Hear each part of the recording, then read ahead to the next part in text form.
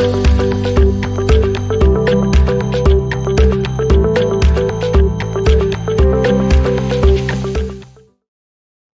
Students, कैसे हैं आप लोग? आई होप सब खैरियत से होंगे। Okay, for E CAT students, हमारे पास क्वाड्रेटिक इक्वेशंस का भी एक पोर्शन पेपर के अंदर आता है, राइट? ओके, तो क्वाड्रेटिक इक्वेशन सबको पता है, जिसके अंदर जिसकी जो फॉर्म होती है वो होती है x a x square plus b x plus c. उस डिटेल में मैं नहीं जाऊँगा, ठीक है। मैंने कुछ पार्ट्स निकाले आपके लिए जो मुझे लगता है कि पेपर के अंदर इनकी एक इम्पोर्टेंस है, पेपर में इनकी एक रिकरेंस है, ठीक है, ये आते रहते हैं। नाउ पहला एक जो मुझे चीज़ नज़र आई वो थी फाइंडिंग इक्वेशन यूजिंग रूट्स। सुनिएगा, इक्वेशन मुझे थी x square minus 4x plus 2, ठीक है, और उसके रूट्स हैं a एंड b। एग्जामिनर मुझे कह रहे हैं कि इक्वेशन ढूंढो जिसके अंदर रूट्स हैं 2a और 2b। मेरा आपसे एक क्वेश्चन है, हमारी जो इक्वेशन थी वो ये है a x square plus b x plus c. हम अभी तक ये पढ़ते हुए आ रहे हैं कि जो बी है ना, ये क्या है? ये सम ऑफ रूट्स है। जब मैं दो रूट्स को सम करता हूं तो ये मुझे मिलता है, इन शॉर्ट ये ऐसे मिलता है, ठीक है। और जो ये है ये मेरा प्रोडक्ट ऑफ रूट्स है और ये मुझे मिलता है इस तरीके से। यहां तक आप लोग अग्री करते हैं? ओके, अगर आप लोग अग्री करते हैं तो मेरी बात सुनिएगा। अब मैं गौर से एक चीज कहने जा रहा हूं। मेरे इन ही रूट्स को एग्जामिनर ने मल्टीप्लाई कर दिया 2 से, इनको बना दिया 2 टाइम्स। अगर मैं एक बात आपसे बोलूं तो ये एक तरह से जो दो सम हो रहे थे इनको एंड में इसने क्या कर दिया, मल्टीप्लाई बाय 2 कर दिया। ओके, ये क्या था, 2a प्लस 2b, ठीक है, और ये बन गया 2a और 2b। तो इन शॉर्ट ये हो गया मेरा 2 2 ज़ा, इसको मैंने कर दिया मल्टीप्लाई बाय 4, उसको कर दिया मल्टीप्लाई बाय 2। समझ में आया मैंने कैसे निकाला है ये? ओके, क्योंकि मेरे रूट्स भी मल्टीप्लाई बाय 2 हो गए थे। अब देखिए मैं गेम क्या करता हूं, सुनिएगा। इस पे तो कोई फर्क नहीं पड़ता क्योंकि सम ऑफ रूट्स उस पर फर्क पड़ता है और प्रोडक्ट पे फर्क पड़ता है। वो मुझे कह रहे हैं कि सबसे पहले तो मुझे ये रूट्स थे इसके, अब इनके ऊपर कन्वर्ट करो। पहले तो मुझे सम ऑफ रूट्स निकालने की जरूरत है। ये बीच वाली टर्म ये क्या दी हुई है, तो मैं निकालता कैसे हूँ, माइनस बी अपॉन ए। क्या है मेरा, minus B upon A is 1, तो इट बिकम्स 4। क्योंकि अब मुझे सम ऑफ रूट्स में इसको क्या करना है, मल्टीप्लाई बाय बीच की टर्म आ गई। ओके, अब for the product of roots c upon a, ये आपको पता चल चुका है मल्टीप्लाई बाय 2 यहाँ क्यों कर रहा हूँ, यहाँ मैं मल्टीप्लाई बाय 4 क्यों कर रहा हूँ। ओके, ये आपको पता चल चुका है। मैं इसको थोड़ा सा क्लियर लिख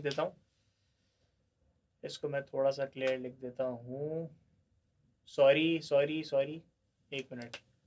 मेरी ये इक्वेशंस थी, इन दोनों को मैं मल्टीप्लाई करता हूँ। मैंने इसको भी मल्टीप्लाई 2 कर दिया, इसलिए मेरा 4 आ गया वहां पे, राइट। अब सम ऑफ रूट्स सी अपॉन ए, सी क्या है मेरा, वेरी गुड, ए क्या है 1। आंसर क्या होगा, मल्टीप्लाई किससे करूं, तो मेरी टर्म्स चेंज हो गई। अब मेरे पास क्या है, एक्स स्क्वायर माइनस, अच्छा अब मेरा आपसे एक सवाल है। अब आप बोलेंगे सर माइनस डालू प्लस डालू, मैंने टर्म क्या उठाई थी, अब वो क्या हो गई +8, तो +8x,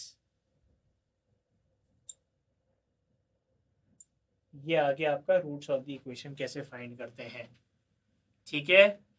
मुझे रिपीट करने की जरूरत तो नहीं है कि इस लेक्चर को रिवाइज करना है। मैंने एक शॉर्ट में आपको पूरा बता दिया कैसे करना है इसको, यही शॉर्टकट है इसका और कुछ भी नहीं है। नाउ एक चीज पेपर में आती है एंड दैट आर डिस्क्रिमिनेंट्स। ये डिस्क्रिमिनेंट्स क्या चीज है, डिस्क्रिमिनेंट्स में सिर्फ आपको 4 चीजें पता होनी चाहिए और वो फॉर्मूला पता होना चाहिए जो डिस्क्रिमिनेंट में यूज होता है। अच्छा, मेरा आपसे एक क्वेश्चन है, मेरा आपसे क्वेश्चन ये है कि यार डिस्क्रिमिनेंट होता क्या है। डिस्क्रिमिनेंट एक क्वाड्रेटिक इक्वेशन की नेचर बताता है। नेचर क्या होती है, ये 4 नेचर ही आती हैं, इसके बाहर कोई नेचर नहीं है। अगर मेरा आंसर इज इक्वल्स टू 0 वो कह रहा है, देखो एग्जामिनर क्या करता है, एग्जामिनर बोलता है 1.5 होशियारी में आपको समझाता हूं। एग्जामिनर बोलेगा कि आपके जो इक्वेशन है ना, फॉर एग्जांपल कोई भी क्वाड्रेटिक इक्वेशन है, उसकी नेचर है कि वो इक्वल और इरेशनल है। आप बोलेंगे अच्छा उसकी नेचर इक्वल और इरेशनल है, क्या करूं मैं? उस वक्त आप B square minus 4ac equal to 0 रखेंगे, और उसी तरह फिर ये सारी चीज़ें बता देंगे, ग्रेटर देन 0 कब रखना है, लेस देन 0 कब रखना है और जब वो परफेक्ट स्क्वायर होगा तो उसकी नेचर एग्जामिनर अपने मुंह से किस तरह बोलेगा, ये सब इधर लिख दिया है।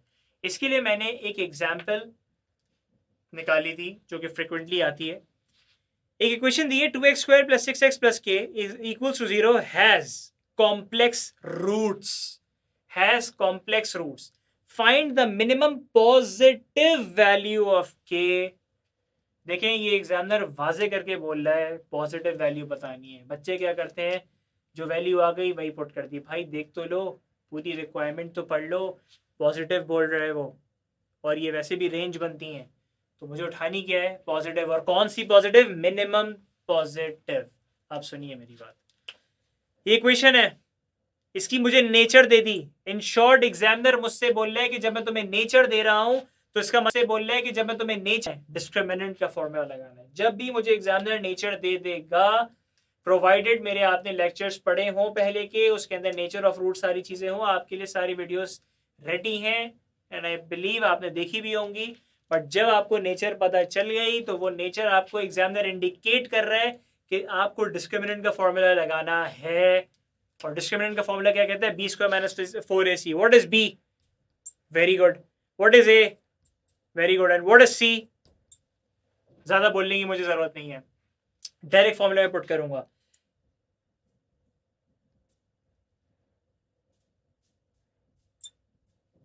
क्या है ये? कॉम्प्लेक्स। क्या करूं? Very good. अब देखिए मैं गेम क्या करता हूं।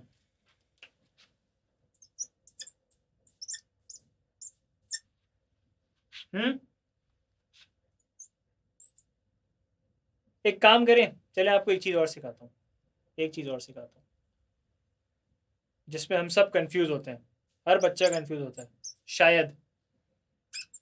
36 वहां जाएगा तो क्या हो जाएगा? अब आपको एक चीज बताऊं, अभी साइन क्या है? Less than. जल्दी से जाए कॉपी पे, फिर बताऊंगा ये चीज, जल्दी जाए। खोले खोले खोले, यस। हेडिंग पे एक छोटा सा स्टार बनाए, जल्दी बनाए, वहां पे अब लिखें ये जो साइन है ना, साइन इधर अ ग्रेटर साइन और a lesser less than sign, ये व्हेन इट चेंजेस, ये कब चेंज होता है? When you have negative sign on both sides, okay, और फिर वो नेगेटिव साइंस कैंसिल हो जाए तो ये साइन चेंज हो जाएगा। सही है? साइन दोनों साइड पे कैंसिल हुआ तो ये हो गया 8k ग्रेटर देन 36। फौरन चेंज होगा साइन, फौरन चेंज होगा साइन। के अपनी जगह पे रहेगा, ग्रेटर देन 8 वाले की डिवाइड होगा तो हो जाएगा 4। 4 होगा, 8 4 32। ये सर पॉइंट्स में होगा, सही कह रहे हैं आप, लिख लेते हैं यार पॉइंट्स में।